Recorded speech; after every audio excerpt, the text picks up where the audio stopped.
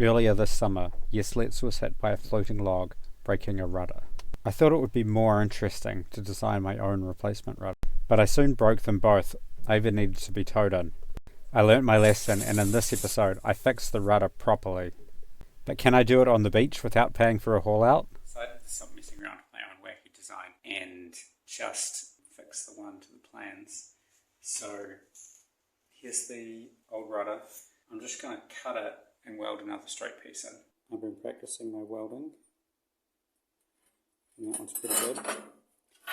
I also did some other practice welds, and I chopped them up to see that they were good, what they were like on the inside. Practicing how to draw in the round one. This was cut, and yeah, did weld and then ground it back.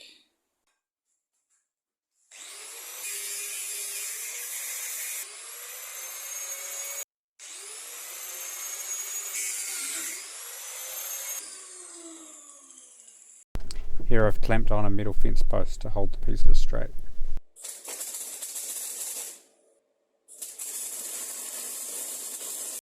I welded, grinded, and welded some more. And then grinded again, until I was happy with it. That looks about right. Next is to make a new pintle, like this one. I studied the plans carefully. Here it is, ready to weld. And here it is welded. That looks about right. Unfortunately, it's going to cost like $100 to get this galvanized.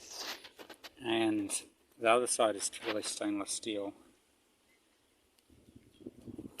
But perhaps this can just be the practice run. I've been having a lot of trouble finding someone that will sell me some stainless. Mild steel was super easy. Just went to this one place. They're like, "What do you want?" They cut off like tiny pieces for me. That were like, the pieces were like $2 and then $5 for the cut. Great, but I was happy. And then stainless steel, it's like you have to buy a whole meter length, and then that's like $80. So I need 3 of those. So that's going to be like, it's going to be like hundreds of dollars, and I actually need a fraction of that. Yeah, but fingers crossed, maybe Vulcan stainless come through for me. Welding really feels like you're communing with the fire gods, so buying material directly from Vulcan, the Roman god of fire, felt very appropriate. And I got some 5mm plate from Manta Marine. Trawling around, but I've actually got some stainless steel. Vulcan stainless actually ended up, took a while to get it from them, but they actually delivered it for free in the end, which was great. It must have been pretty annoying I spent like $45, rode my bike out there to collect it, and it's like, they've got like 3 massive warehouses, and it's like, they don't really deal with little guys like me, but they did. Just realised I forgot to hit record, but I guess you don't need to watch me cut, do every single cut.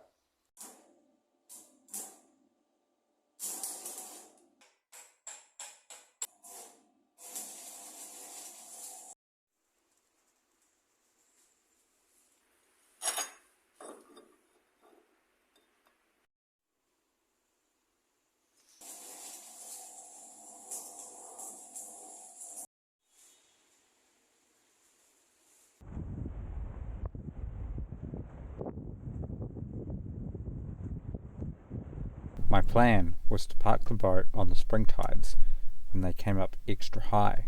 Then, during the neap tides, when they were lower, I could work on the skeg. Everything just had to be ready in time for the spring tides to return, when I would have to refloat the boat.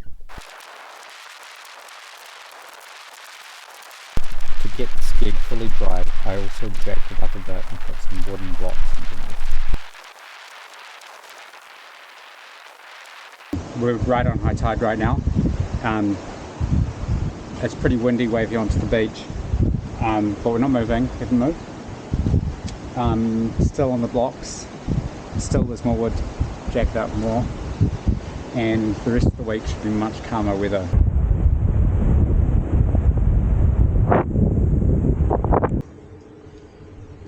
Have to rebuild this part. My first plan was just to create a new tip for the skeg, So I've marked on but I some would soon wood off discover the that plans. wasn't going to work. Cut out a template from the other side. My other great idea is I'm going to build the replacement bit and then I'm going to scarf it in with like a big zigzag.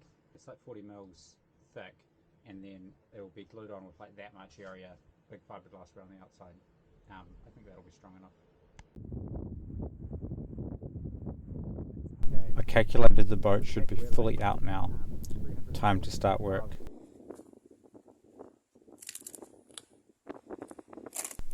The fiberglass on this side wasn't stuck down and the wood was soft underneath.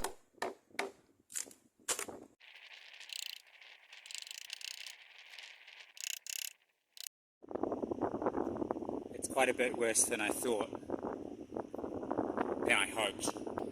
If I had thought it was this bad, I probably wouldn't have done it here. But anyway, now that we're here, that is, if I dig just a little bit deeper, it's made a hole right through. So this piece goes up in here and it's the most important structural piece of the skeg. It's still soft here. When I rebuilt the back of this hull, I got to about here and I was like, oh no, I convinced myself that it was good under there. Maybe it's been bad that whole time. Maybe this rock is new. Who knows? I think what I'm going to have to do is actually rebuild this all the way up into the inside. Which means putting a hole in the bottom of the boat and then repairing it before the tides come back up. Now I'm going to have about a week to do this. But it's still going to be a race against time. Yeah, so this is going to be a challenging repair, but at least it's going to make good YouTube.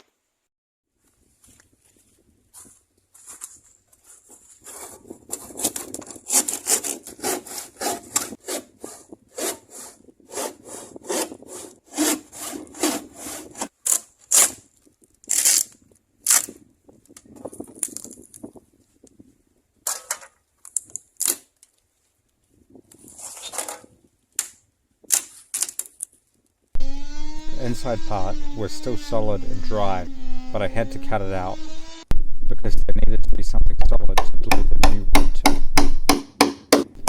This meant much tricky chiseling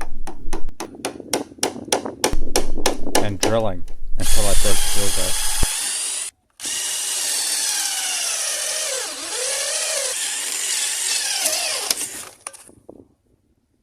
Back in my favourite boat hole.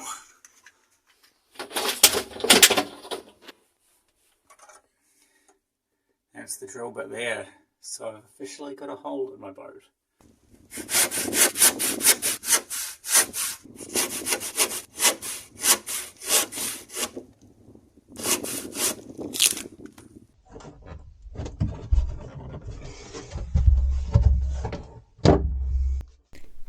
My new favourite tool for working in a tight space is the multi-tool side cutter.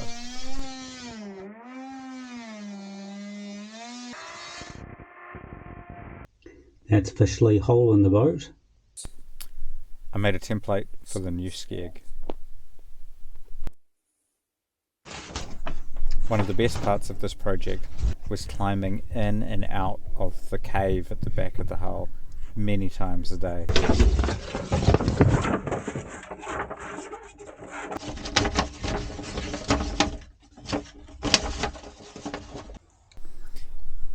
It looks about right. Just so I can be really sure that everything's right, I'm going to make a mock-up from this piece, which is a piece of driftwood found on the beach over there.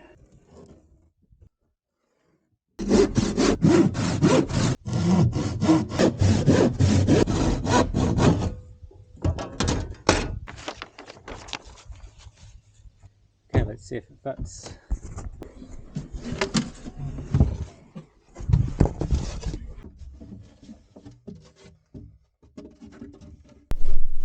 After a little bit of angle grinding, it did fit. The skeg design in the plans is 3 layers of 12mm ply. I had some 9mm ply left over from building the doghouses, so I made the skeg from 4 layers of 9mm ply, which is 36mm, the same as 3 times 12mm. But the top bit, which actually goes through the hull, is actually just two 12mm layers. So I made that from two 9mm layers and a 6mm layer, with a scarf where the 6 became 9. So I glued that all up with some screws for alignment.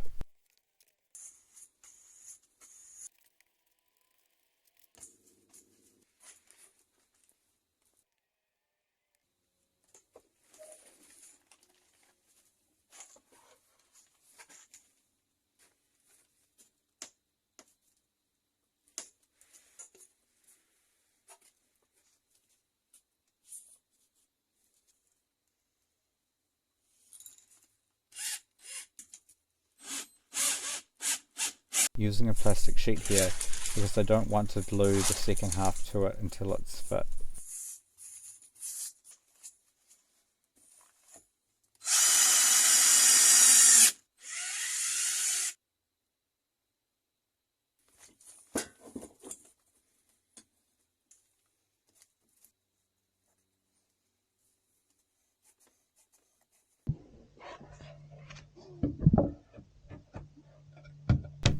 Turns out I had quite a bit more chiseling to do to make it fit.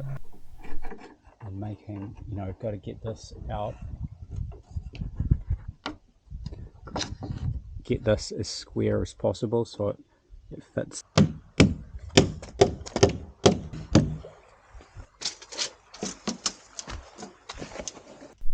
The pintle goes into a notch down the centre of the sketch. In the plans it says carefully cut this notch in. But because I had made the sketch into halves, I just carved a recess into each.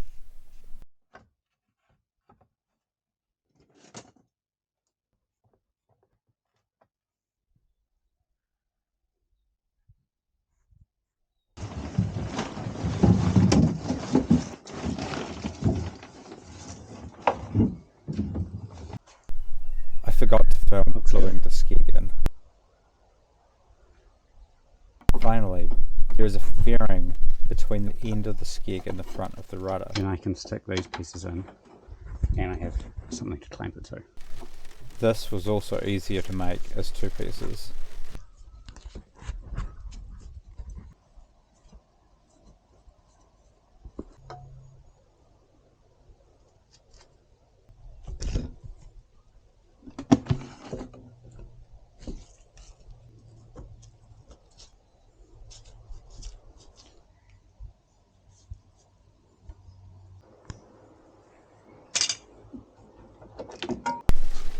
Next was fiberglass. I used a layer of double bias and then a layer of cloth in one go.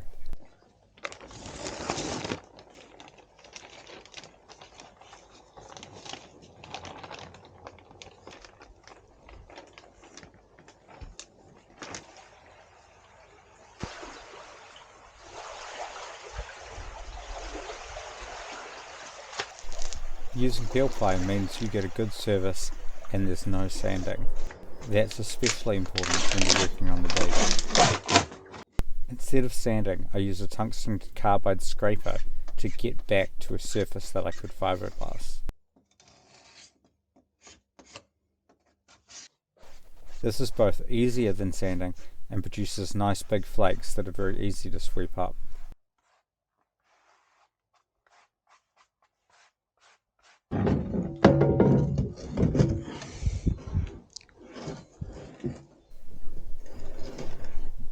That looks about right.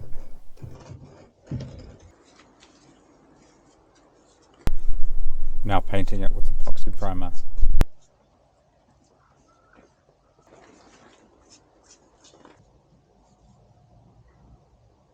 Certainly not going to be bragging about this paint job, but it's getting sealed before the tides come back up, and maybe this evening I'll be able to put on anti-foul.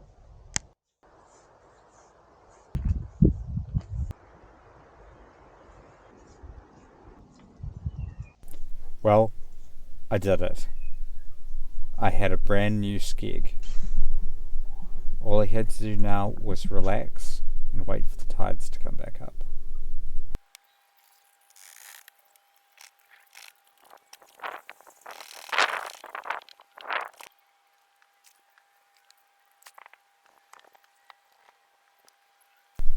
high tide was late that night and I pushed it out into deeper water.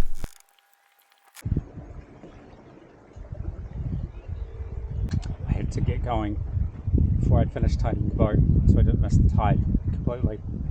But it feels good to be sailing with two rudders again.